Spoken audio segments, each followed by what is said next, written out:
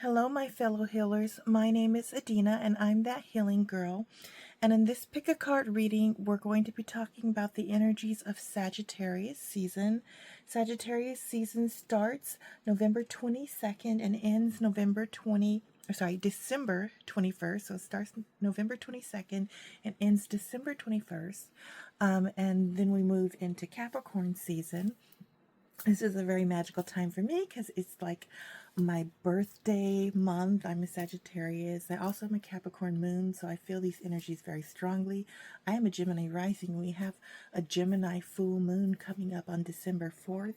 And coincidentally, around all of these energies, I am going to be going on a cruise to the Caribbean, and it's going to be so amazing. Don't worry, I am channeling a lot of messages ahead of time, so there will be plenty of content that continues to flow on the YouTube channel and also on Instagram during this time. And maybe I'll even post a few fun videos of the Caribbean. We'll see, of the Caribbean. We'll see what happens. But yeah, I'm in a very festive mood, and of course the holidays are coming. I am having a more subdued holiday because I feel very blessed for this Caribbean cruise my partner is gifting to me for my birthday.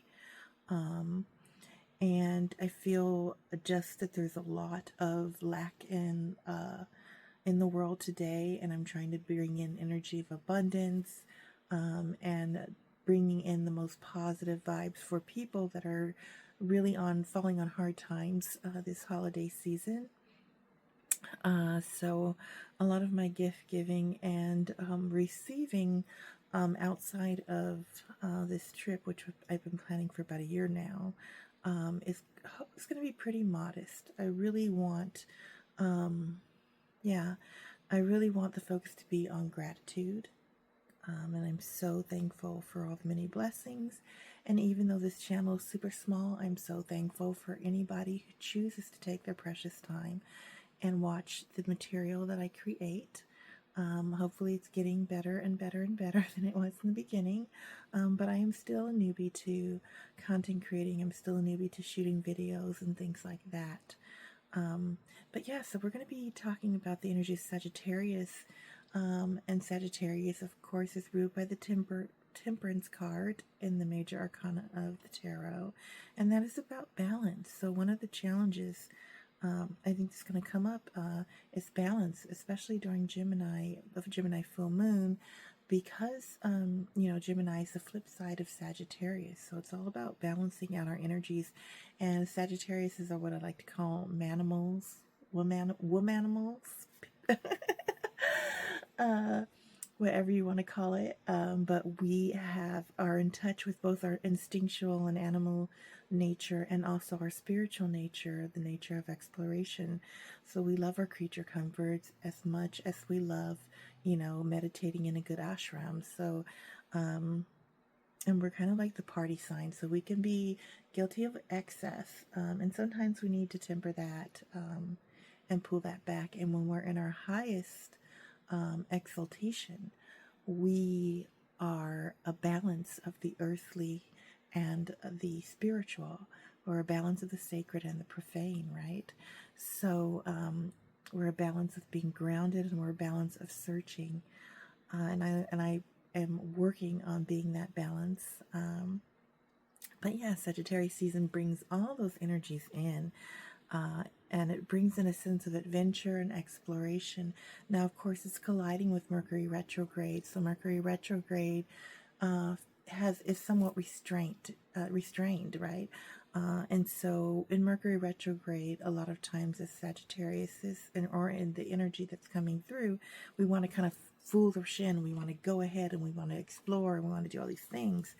And Mercury retro is telling us to take a step back and think about it first. To review what we're going to do. And I purposely did not plan my cruise to be during the retro period. It actually starts I actually leave on the 2nd, and Mercury retrograde ends on the 29th, so hopefully some of that heavy energy reflection will roll away.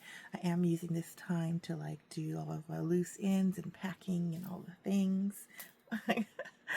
And I do encourage people to use this time to explore their inner world, to use the energies of Sagittarius that lean heavily into philosophy and exploration, to explore who they are as a being, and to use that to figure out what it is they want to do on their next step in their journey of life. So without further ado, we have pile number 1, 2, and 3. 1 is this lovely Apatite crystal, which is definitely a balancing crystal, and we have Azarite, which is opening your third eye, and also Lapis Lazuli, which is similarly connected to your third eye, your crown chakra, and exploration of inner knowing, inner self, and the spirit world. So without further ado, pile number 1, 2, and 3. I'll see you in the reading. And of course, as always, take what resonates with you, leaving the rest behind, trusting you are exactly where you need to be right now in this moment. And I'll see you on the other side. Okay, pile number 1 with this lovely Apatite crystal. Apatite crystal is great for when you want to find balance in your eating habits. A lot of people will lean into it when they want to balance out their weight, whether it's losing, gaining, whatever the case may be, coming into more of an equilibrium. It's also amazing for opening up the third eye, and for dream work, exploration, and journeying. Let's see what comes up. Of course, I always do the tarot first, and we're using a deck that I think I've only used about once before, and I love it because it's called the Way of the Horse, Equine Archetypes for Self-Discovery, and it really embraces the sort of horse energy, the equine energy, and we know Sagittarius is a half horse, half man. So I feel like it's really, I just felt called to use it. So we'll see what comes up with that one. Those are very deep cards, and with long explanations, we'll read as much as we can, and then I will, put into view the actual text so that you can screenshot it if you want to read and reflect deeper. So then we have the Chariot in reverse. Let's see, pile number 1, 9 of Wands, the High Priest. Yeah, it feels, what honestly I'm getting from this is that during Sagittarius season, because it's taking place during Mercury retrograde, is we're being called to hold our horses. I totally had to say that, but it's literally hold your horses. That's what I got from that. I don't know what it is, but you have some kind of a plan that you want to like push into motion, and you really need to manage your expectations.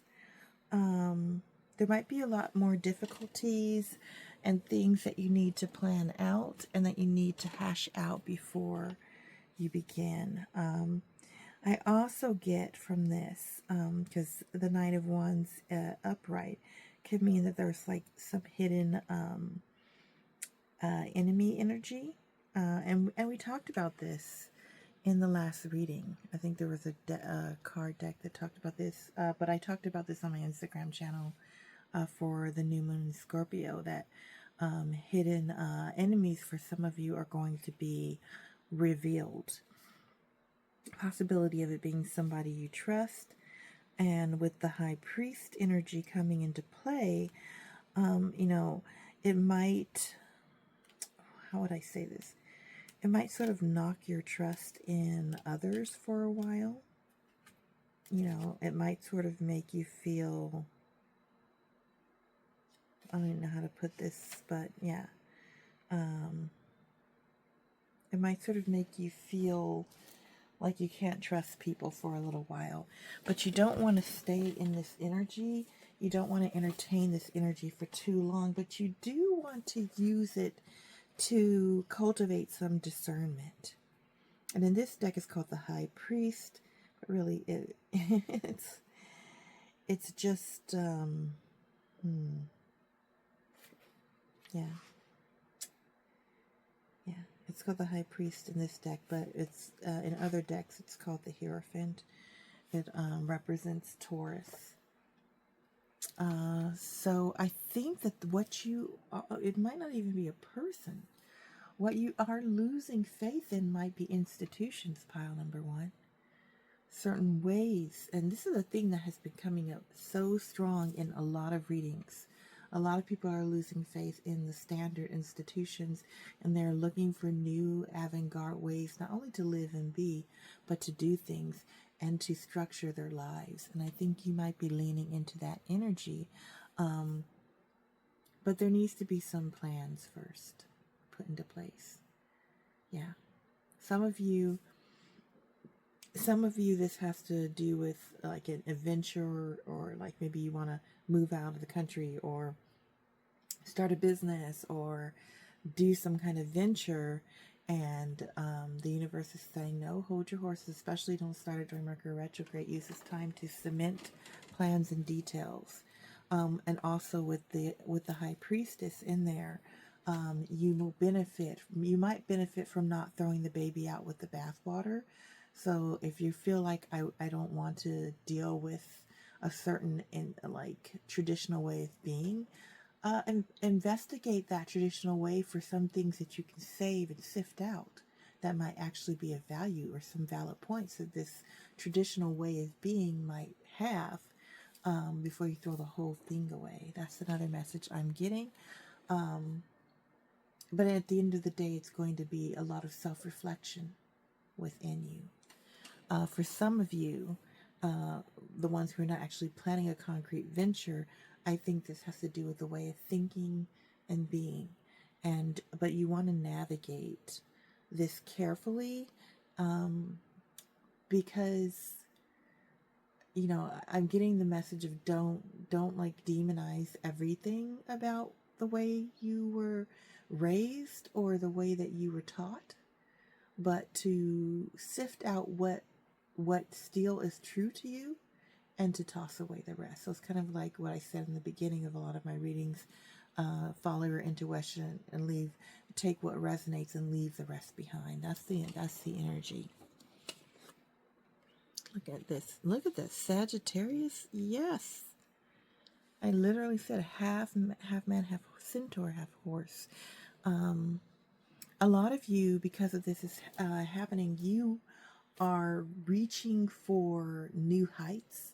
You're reaching for the stars, new heights of thinking, philosophy, even religion, and maybe even travel. A lot of you are leaving the country or considering it seriously to start a venture or to start a whole adventure elsewhere. Yeah, a lot of this pile feels like the energy, like if it was an option to go to another planet, you would. That's the vibe I'm getting. That's pure Sagittarius energy. 3 and 4 is 7, which means that you are 7 represents spirituality and numerology. You are spiritually guided by your intuition, your higher self, and by spirit. So that this course that you're taking, it is a good course. This direction that you're going in, whatever this method is that you have, it's good. Just make sure you've planned it on paper, and don't throw away things that work from outdated systems, but do throw away the outdated system, if that makes any sense. Yeah. Exploration. Truth. You are, not only are you seeking truth, but you're seeking what is true to you, your personal truth. What resonates with your being, pile number 1. Let's read this way of the horse, this equine. Literally just opened right up to it. Wow, you are on the right path. You are ready. Ret to go, as they used to say in the movie Color. That's little Gen X. Chiron. Oh, holistic healer, the wounded healer. The centaur rears with power and focus, aiming his bow at the heaven. You are embracing this wounded healer energy because whatever ways that you were thinking or raised, they have created trauma wounds within you. And part of this journey is going to be in the healing of those wounds. Yeah, but you're ready to change. It's a gift. The organic synergy of instinct, intuition, and reason gives us rise to true brilliance, the challenge. A deeper integration of body, mind, and spirit. Sometimes energy emerges through illness or accident. Healing requires accessing the wisdom behind the wound, the journey. In Greek mythology, Chiron was the master musician, a wise philosopher, a powerful oracle, a respected astronomer, and an innovative teacher wielding an unusually eclectic body of knowledge. Somewhere along the way, he also invented the healing arts. You might say Chiron was the ultimate Renaissance man, woman, person, whatever, except for the fact that he was half horse. At a time when the Greeks were experimenting with a brand new concept called reason, their mythic imagination was already compensating for logic's limitation through the story of a compassionate, innovative, well-cultured centaur. Chiron's maverick fusion of humanity and nature in one fleet-footed, four-legged body symbolized the ingredients of true genius. Even so, his legend fell into obscurity. As civilization became more attracted to technology, materialism, and abstract reason, only to be resurrected at the end of the 20th century through interest in mind-body medicine. According to the philosopher Christian de Quincy, the modern world's over-reliance on reason is usually a distortion of reason, one that robs us of our potential brilliance. In his books, Radical Nature, Rediscovering the Soul of Matter, and Radical Knowing, Understanding the Consciousness Through Relationship, he makes the distinction between grounded, quote-unquote, grounded or quote-unquote embodied reason and the kind of disconnected, mechanistic thinking that has become prevalent in our society. He also cites Socrates, Plato, and Immanuel Kant among those great thinkers who truly understood the difference. Clear embodied reason knows that the limits of reason are not the limits of knowledge, and certainly not the limits of reality. De Quincy writes in Radical Knowing, here is the dilemma. On the one hand, we have lost touch with the deep foundation of reason in the feelings of body, the network of feelings in nature. On the other hand, we have not made full use of the gift of reason we already have. Our problem then is not really too much, but not enough reason, not enough of the right kind, clear reason rooted in feelings of the body and open to transcendental shafts of wisdom. The image of the centaur pointed to the synthesis over 2,000 years ago.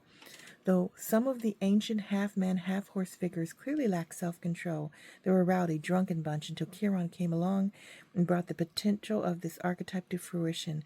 Yet perhaps even more important, Chiron's dynamic myth revealed a template for healing that transmuted difficulties into gifts and traumas into sources of strength. So in other words, they alchemized their pain. Continuing on, some of the most famous heroes of ancient Greece, Jason and Achilles among them, studied with the centaur, who not only strengthened their bodies and sharpened their minds, but instructed them in the soulful art of discovering their destiny.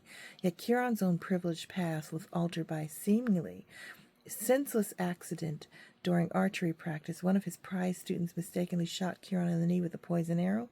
Delirious and limping in agony, he retreated to an underground cavern to repair what would have been a fatal wound for the average mortal.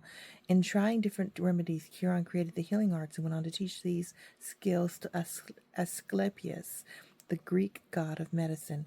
In 1977, that's the year I was born, by the way, this nearly forgotten story was resurrected with the astronomer Charles T. Kowal. By the way, I do have healing aspects in Chiron. So I feel like this is also a little bit for me, guys. Happy birthday to me. Okay, Charles T. Kowal discovered a small yet unusually bright object orbiting between Saturn and Uranus, which he named after the legendary centaur. Exhibiting the characteristics of a comet while measuring over 50,000 times the typical comet's volume, Chiron became one of those rare bodies in the solar system to be classified as both a comet and a minor planet. So, yes, this is very long to read. I will not read all of it, but I will definitely suggest that you search out this deck, The Way of the Horse by Linda LindaKohanov, illustrations by McElroy. But that gives you an idea that what you are trying to do has to do with finding a new way of thinking, a new way of being, a new philosophy for living your life. And in that, and in doing that, you're going to be healing yourself. You're going to be healing trauma wounds, pile number 1. And there's going to be a lot of just sort of wandering and being. You might even disconnect from work, right? You might even disconnect from hustle culture and from everything society tells you you should want to be happy, to find your own path. And that is the freeness of Sagittarius, right? Let's look at this. And so describing this Chariot card, which is sort of restraint, is 2 cats. I'm using the Cat People Tarot, pulling back. It has very much of almost an Egyptian look to me. Correct me if I'm wrong. And then the 9 of Wands is these cats behind wands and this lady holding a wand. And then we have the High Priest, this regal figure with a cat robe holding a wand. And then we have the Centaur, which is this half man, half horse, pointing his arrow towards the nebula sky of outer space. And then we have this Truth Tree, Truth card with a tree and what looks like almost like a human face looking down at the tree, gaining wisdom. This tree looks almost like it's in the Serengeti or something. Dry brush. And let's look at truth. This reading is definitely running a bit on the longer side, but it's very deep. It says, Song of the Wind, truth. Wind is in the realm of the air elements, one of the 4 elements of air, of life, air, water, fire, and earth. Air takes form in the oxygen we breathe in as well. It's in breezes and zephyrs. It also represents our communication skills. When we speak, it is the air that passes through our mouths that allows us to speak and communicate. Wind is also the prana, source of life. As you communicate your truth to yourself and others, you find new energy and vitality emerging within life. The sacred landscape wants you to know. Be honest with yourself and speak from your heart. Find your truth. Listen for what is sincere and honest in others.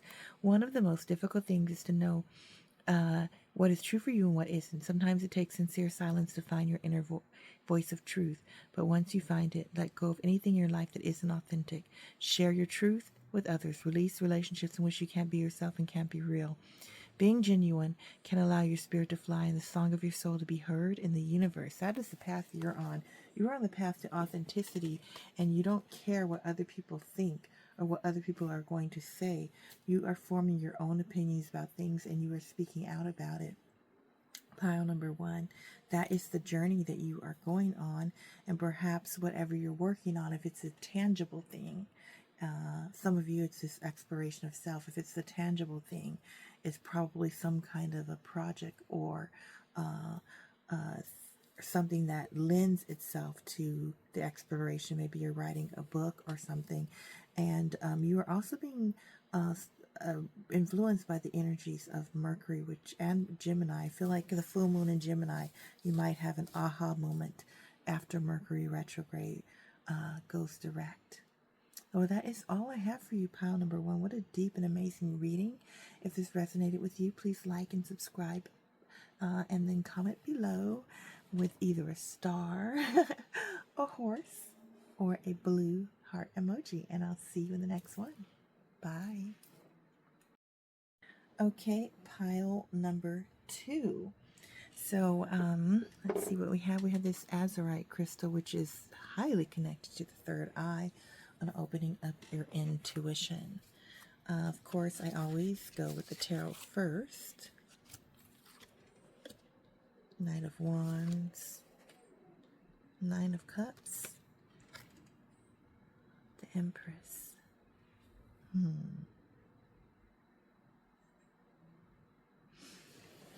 I feel like you are putting away. You were like this person that had like all of this fight in you, and I don't mean like it wasn't like a positive thing, like you were fighting for, something noble. It was like you were just like constantly in conflict with others. And part of it fed your ego a little bit. And because of that conflict and the constant like warring with others, and I'm not saying that you weren't right. It's not even about right. It's about you were consumed by this fire energy and it wasn't balanced. Yeah. And you lost sight of what you really wanted. It is still coming towards you. I feel like what you want is a more peaceful and artistic life. How would I even explain this? You want to move into a sense of ease. You want to move into a life that is full of love and art and sort of people and fellowship, and you've gotten away from that. Maybe you even had it at some point, or you envisioned it, or you saw what it could look like, and then you just got caught up in being, I guess, so angry. Yeah, there's a lot of unresolved anger. I feel like Mercury retrograde is going to allow you to face some of that. But you really need to get in touch with your high self and your intuition and ask yourself, why am I feeling so much rage? Some of it might be righteous rage, but even though it's righteous rage, it could be, it's like eating you alive. Like it's not tempered.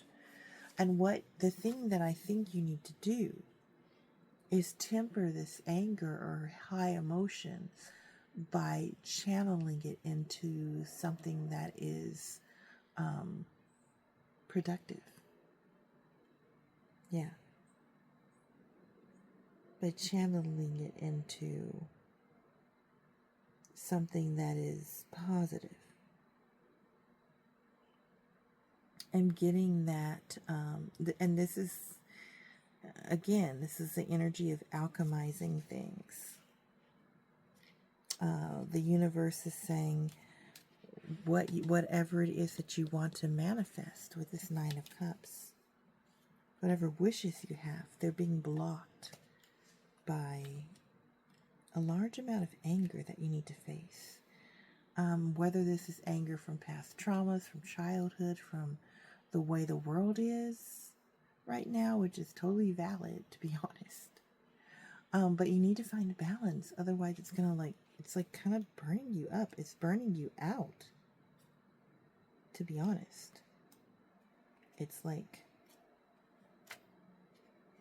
you're losing steam, or that's not necessarily a bad thing. You're literally, but the burning out part is making you so tired. Yeah.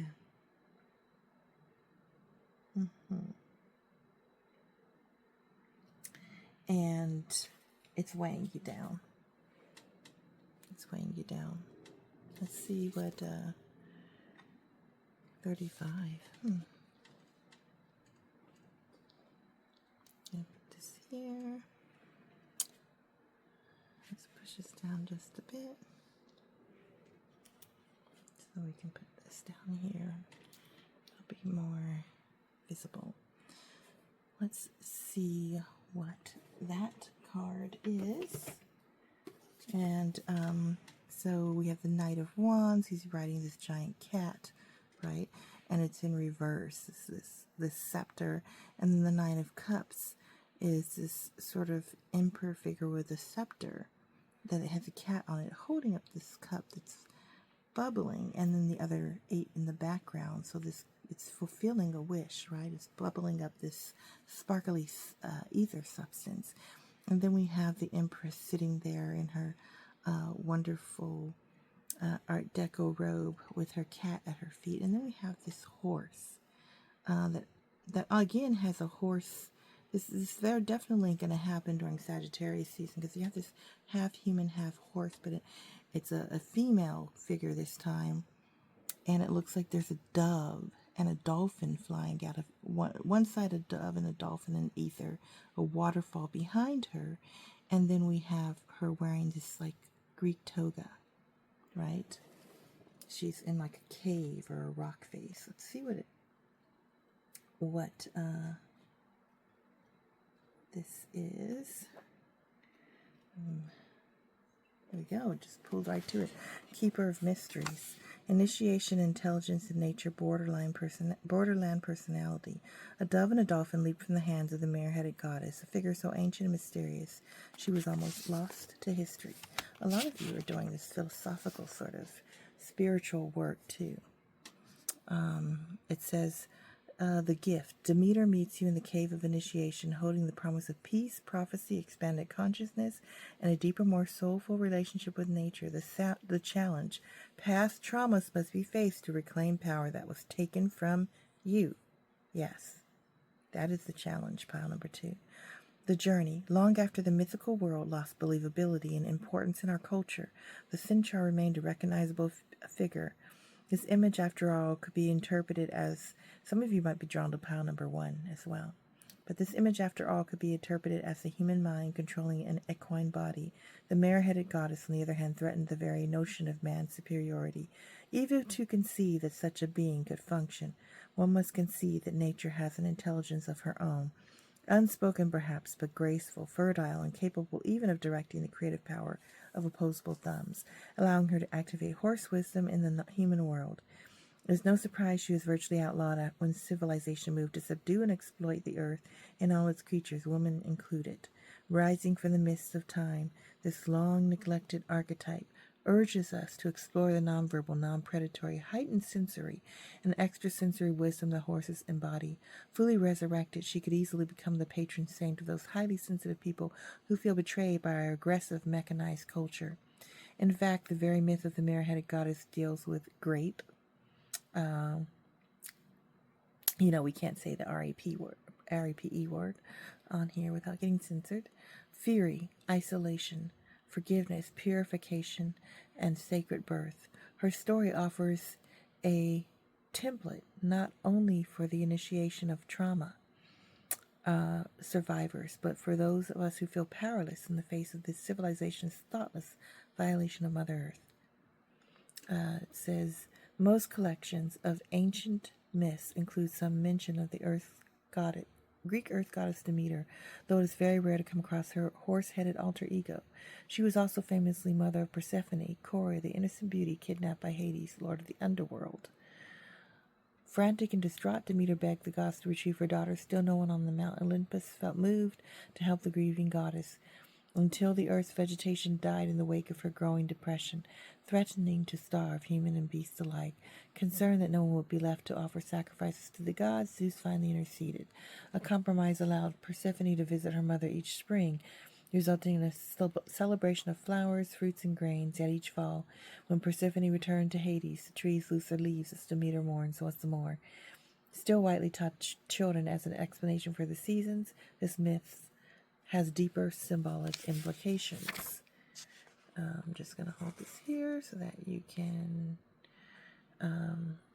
screenshot if you want, but do feel free to, again, look into getting this deck if you want to, called The Way of the Horse by LindaKohanov. The ancient Eleusinian mysteries were centered on the Demeter core myth, as are numerous modern discussions of archetypes involving death, initiation, and renewal. Still another story begs to be told, the strange details of Demeter's own grape. The journey back to wholeness are more obscure and unsettling. As it turns out, the goddess herself had an aggressive suitor, the sea god Poseidon, who had first tried to woo her by creating the most beautiful animal on the face of the earth. After a number of trials, many of which may have included the giraffe, hippopotamus, and zebra, he came up with the horse. The exquisite creature turned out to be a boon for Poseidon, who later instituted the horse race and became the father of Pegasus through a dalliance with Medusa. Demeter, however, continued to rebuke Poseidon. Even so, the watery blue-haired god came back for another round when Demeter traveled to the mountainous regions of Acadia looking for her daughter Persephone. Perceiving the mournful goddess to be in the weakened state, he offered to comfort her with his expert love-making, was not surprisingly scorned again. Tired of arguing with him, she transmuted into a mare and hid among the local herds. Poseidon, however, just wouldn't take no for an answer. Undeceived and undeterred, he charged into a stallion and mounted her. To say Demeter felt betrayed would be an understatement. She was so profoundly hurt and enraged that the Greeks gave her the epithet Fury, as she shut herself up in the cave in Figalia. Pregnant and grieving for her other daughter, she moved through her feelings of hate in isolation, bathing and purifying herself in the river of Ladon, just in time to give birth to twins, a heroic horse named Arion, who possessed the gift of human speech, and a daughter who became a powerful priestess of mysteries that could never be translated into words, sometimes called Despona. Lady Demeter's mysterious second daughter revealed her name only to initiates. And so it goes on and says, Pausanias, a Greek traveler and geographer, gives us one of the few accounts of Demeter in hippomorphic, horse-like form, and the powerful myth behind it in his description of Greece, a lengthy work exploring ancient cultures through first-hand observation. The author reported that the Figalians were so moved by Demeter's story that they memorialized the goddess at the reputed site of her tumultuous inner journey. This cave was sacred to Demeter, and in it they dedicated an image of wood. It was seated like rock and like a woman in everything except the head. She had the head and the mane of a horse, and out of her head arose images of serpents and other animals. There was a dolphin in one of her hands, and the other a bird and a dove. And so this is like this. She went through a horrible situation, and she was able to alchemize her pain, and she was able to go into deep states of meditation, and she was able to birth something, to heal herself to a point where she was able to transcend whatever trauma had happened to her. And so I think this is the energy of pile number 2. This is the energy that you might be feeling. And some of you, it feels like it might definitely strongly be females or female presenting people or women in this pile.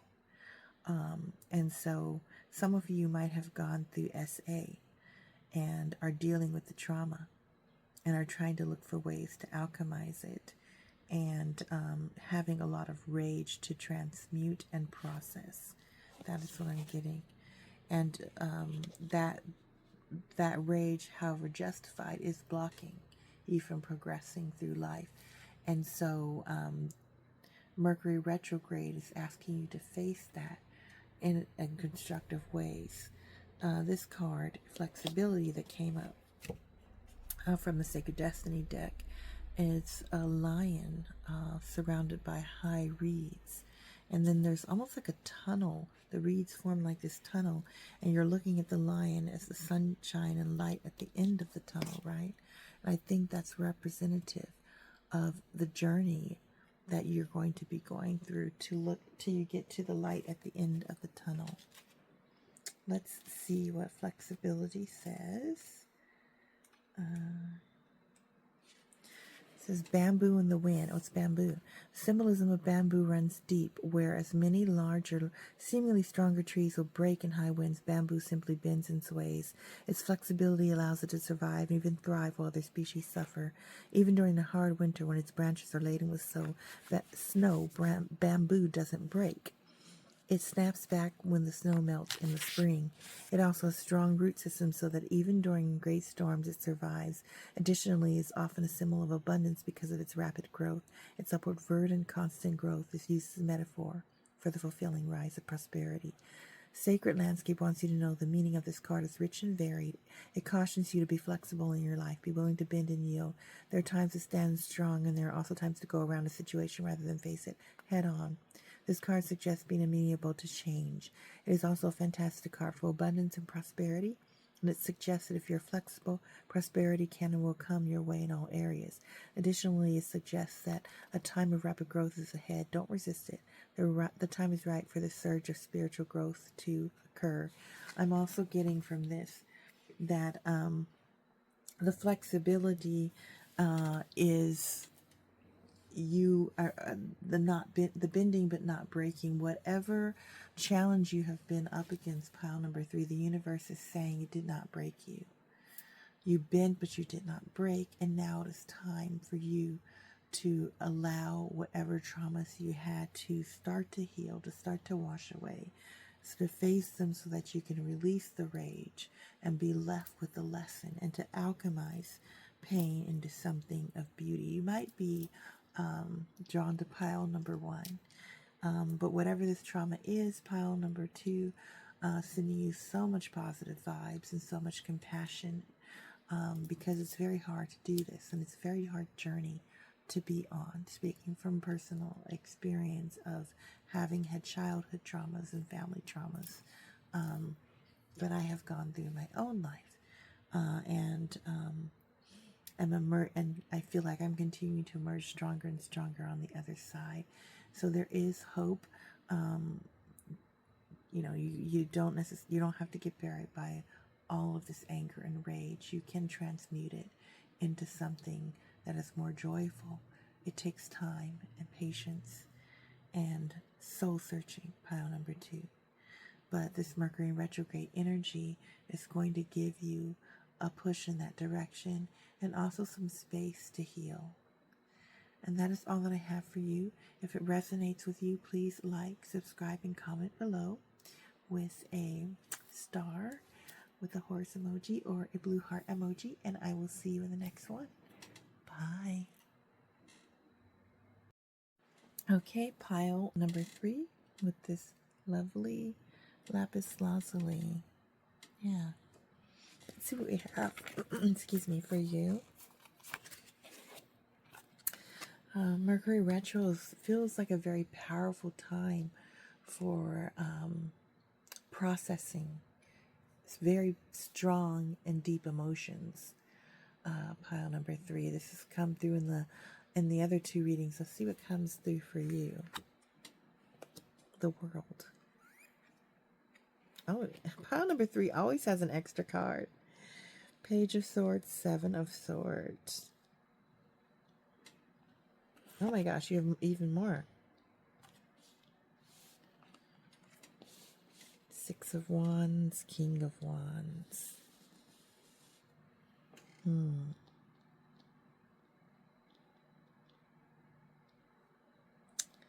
I just got a vibe that you are preparing yourself. It's almost like you're readying yourself for the world.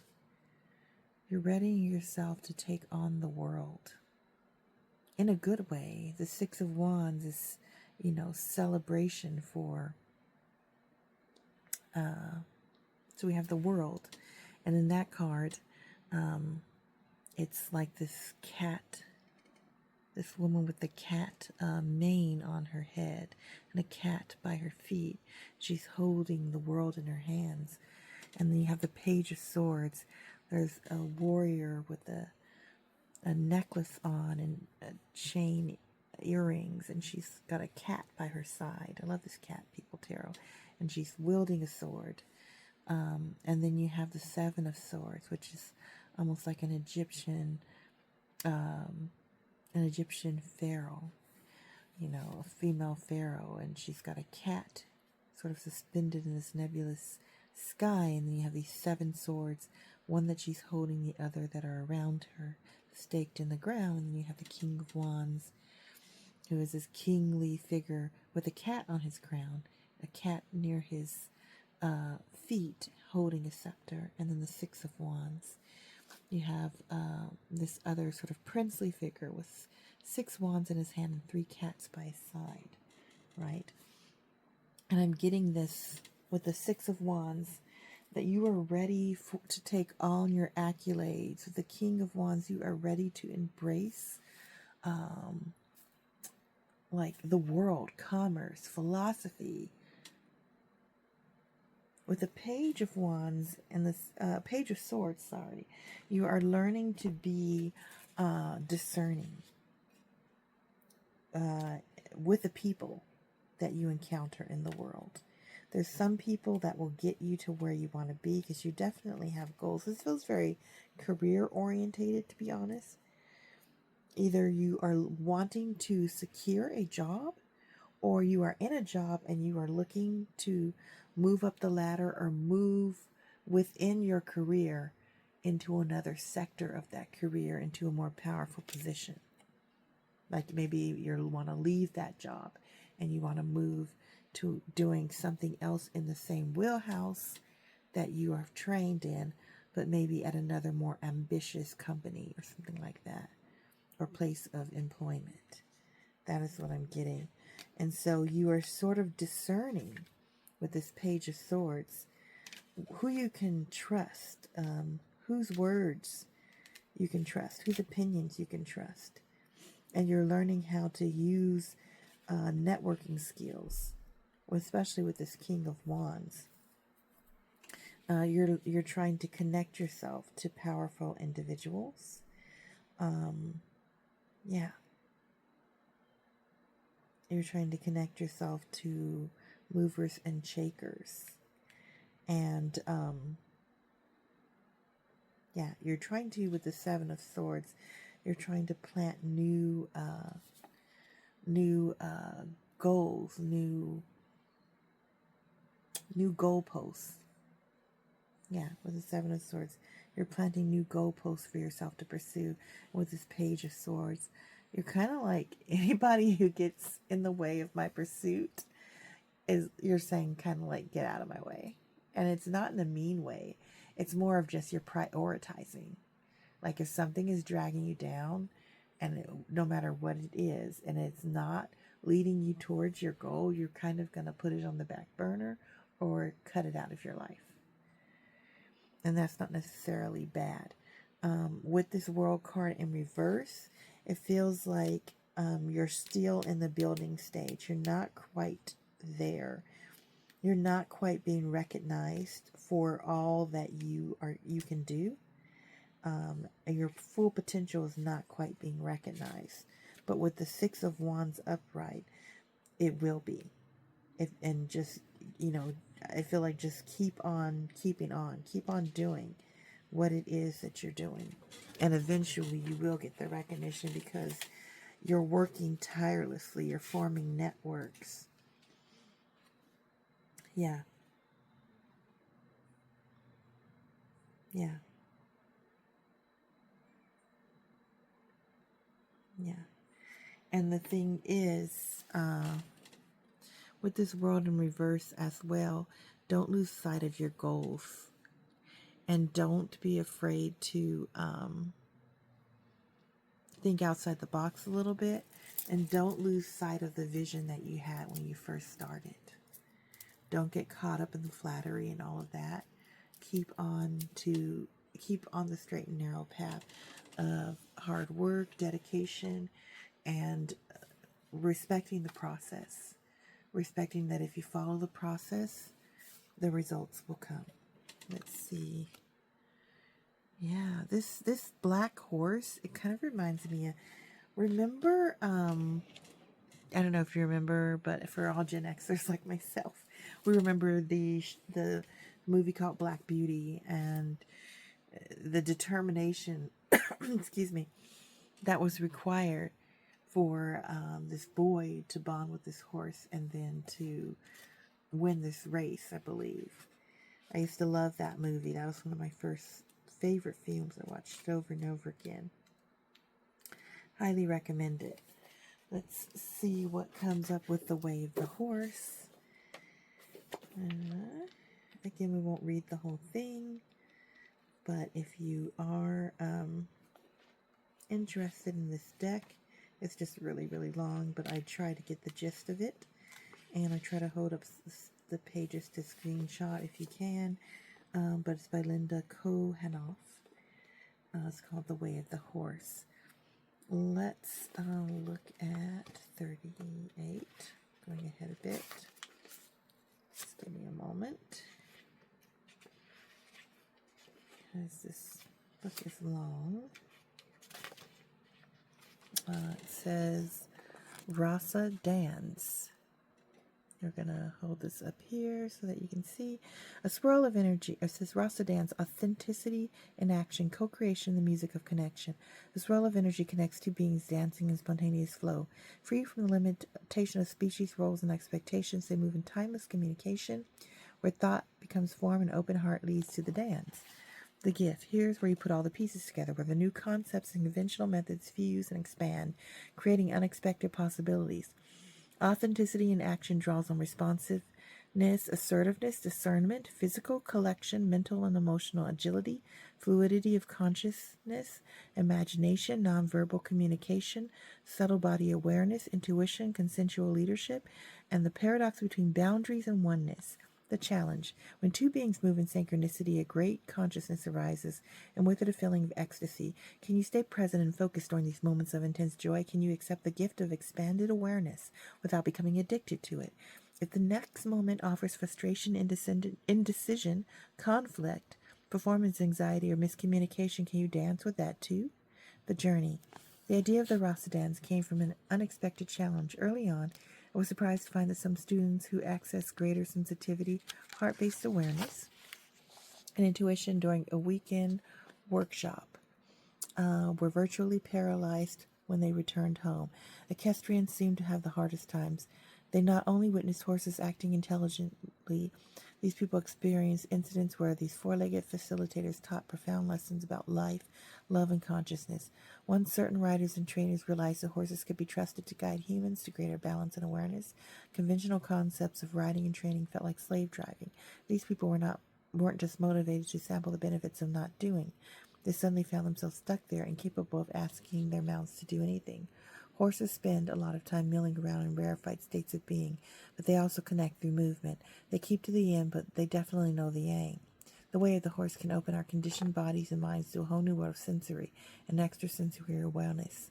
To make it all worthwhile, however, we must ultimately live in this expanded universe. Learning to act and feel, assert and respond all at the same time. Dancing becomes a metaphor for leading without dominating, learning to follow someone else without losing your balance or your boundaries, and at some point upping the ante to fluidity. Leads in true partnership. Many riding or training techniques previously executed in the spirit of dominance can be resurrected as dance moves, in the same way one person might teach another the bossa nova. The student has to be willing to defer to an instructor and take some direction, but the teacher has to be clear in his direction, willing to guide his partner without pushing her around. At the heart of the dance is the art of energy projection and modulation. Some people should assume they should be able to move a horse without lifting a finger, and so I've learned to give them a taste of what telepathic leader feels like. I can take the hands of a volunteer, inviting him to dance, and then I stand there, stone-faced, sending without moving a muscle. The message to take the first step backwards or sideways. No one ever gets it because I haven't added any initiative to this silent request. My partner mirrors this immobility, waiting, growing, increasingly confused and bored, not because he isn't involved enough to engage in mind-to-mind communication, because there's no energy or enthusiasm behind it. If I wait long enough, he may decide to walk away or lead the dance himself. Someone, after all, needs to do something, or we might as well be meditating under a tree. The message I'm getting from this is this sense of balance, right? And that's what we talked about in the beginning. This sense of, well, if you're going after this goal of achieving career in this way, you're going to have to balance the act of not only taking orders, but also coming up with innovative plans, presenting those, not being afraid to have boundaries, not being afraid to slow down and reflect when you need to, but also move ahead when you need to, and to be fluid and flexible while retaining your focus on what it is you are trying to accomplish. So rigidity is not the answer. This sort of fluidity of motion and fluidity of forward movement is the answer that will lead you. And that is why the world is reverse, is because you don't want to lose sight of vision. You don't want to lose sight of your goal and of the vision you had when you first created the goal. But there's all these steps along the way to get there, and you want to be able to move fluidly to change direction if you need to change tactic. That is definitely what I am getting from this. And that if you do that, which is going to take some nuance, then you will definitely achieve the career level that you have been looking to achieve. But it's going to take some nuance, release. Yes, and a lot of you are releasing things that no longer serve you in order to get more clarity on your next steps in your career. Release autumn light. Autumn. The cooler days and change of color leaves mark and change of color and leaves mark the seasonal change from summer to autumn. The bracing wind wildly flings the red, orange, and yellow leaves from the trees as they spiral to the damp and dark earth. Lingering sunshine filters through the canopy of vividly colored leaves, creating an autumnal glow. In the great cycle of life, fall is the time of letting go. Just as spring is the time of new birth and summer, the time of expansion and growth, fall is the time of harvest. It is the time to begin the inward journey into restoring and renewing and renewing season of winter. The sacred landscape wants you to know when you receive this card, it's time to let go and surrender. Let go of situations, people, and objects that do not serve you. Let go of old, outmoded, self-limiting beliefs that drag you down. This is a time of stripping away superficial distractions until you reach where you are at your core. Who you are at your core. If you're holding on to the old, it's difficult for anything new to come into your life. Begin to clear your home and living environments of clutter. If you don't love it or use it, it's probably clutter. Clear it out of your space. It is time for a detox. To get ready for the new, you must release the old. And yes, this new job, career, position, promotion is coming through, but in order to do that, you do have to release old ways of being and thinking. Like I was saying in the beginning, you are doing that. You were like sort of cutting away anything that does not belong, anything that does not, match up with this clear vision that you have of where you want to be. And if you keep doing that and you keep moving in that direction, you'll be fine. And during Mercury retrograde, it's all about review. So just use this energy to ascertain where is it that I can strengthen my strategy or approach. Where is it that I'm not pivoting when I need to? Where is it that I'm not cutting something away that needs to go, whether that's a habit or a certain scheduling conflict, or maybe it's you're collaborating with somebody at work and that's not like the person that you need to be collaborating with in order to get something done. Things like this. This feels very career driven though, pile number 3. I do get, like I said, a very strong positive outcome for this, as long as you do keep all of the moving pieces that you have orchestrated in motion. Keep moving ahead and cut out anything that does not belong, that does not flow. And then you won't be held back by anything. That's the message that I'm getting, pile number 3. If this resonated with you, please like and subscribe and comment below with a star, a horse emoji, or a blue heart emoji. And I will see you in the next one. It's been a wonderful deep reading this Sagittarius season. I'll see you on the other side. Bye.